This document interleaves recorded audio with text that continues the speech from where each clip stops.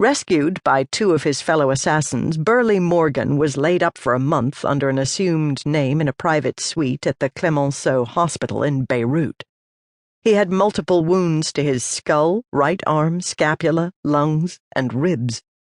As he drifted in and out of pain, his thoughts kept returning to the castle he wanted in Yorkshire. He could see it clearly in his mind, standing on a green hill, its turrets tall and walls formidable. He had planned to use his share of the proceeds from selling the cuneiform tablet to buy it. When his headaches stopped, Morgan flew to Cairo, to a secret pied-à-terre on an island in the middle of the Nile River. His flat was on the 20th floor.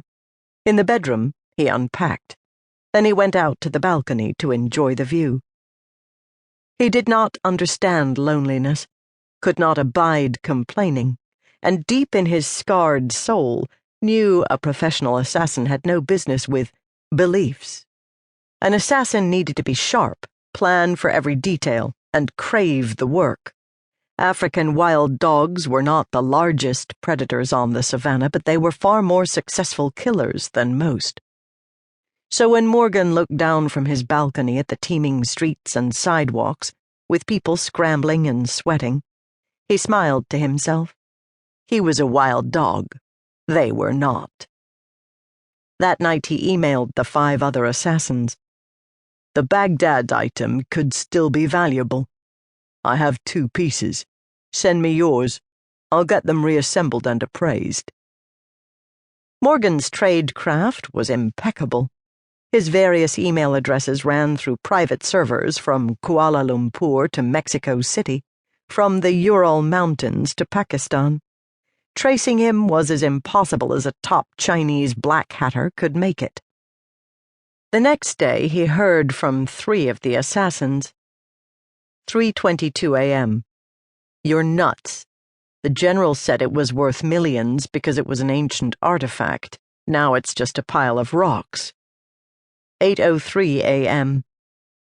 I'll give you my pieces if you wire me $250,000 holding money.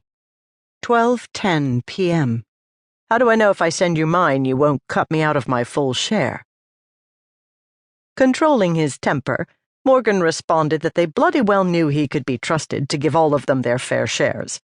Besides, money was money, and it was worth a shot to see whether they could make a few million quid off what they had. The next morning he received 2 more emails. 8:43 a.m. I've got 4 pieces.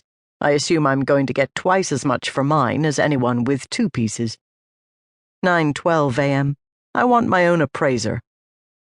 The bickering continued until Morgan could not take dealing with the arseholes any longer. Besides, what one of them had written was true.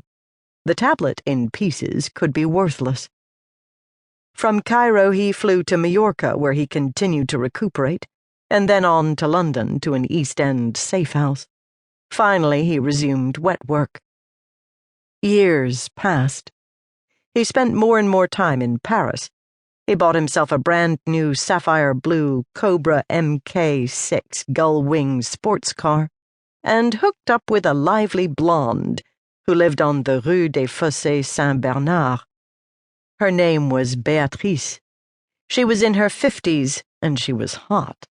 They were an odd-looking couple. He was in his mid-70s, skinny, and as wrinkled as a gorilla. He was also strangely happy. In January, Béatrice and he were sitting together in front of her fireplace, enjoying the warm flames and listening to blues music, when he checked his email. One had just arrived from an anonymous sender, addressed to 6 assassins. As he read the names, a chill crawled up his spine. It was the 6 of them who had heisted the ancient tablet. The sender knew far too much about them, including past employers. The information was incendiary. Béatrice was staring at him.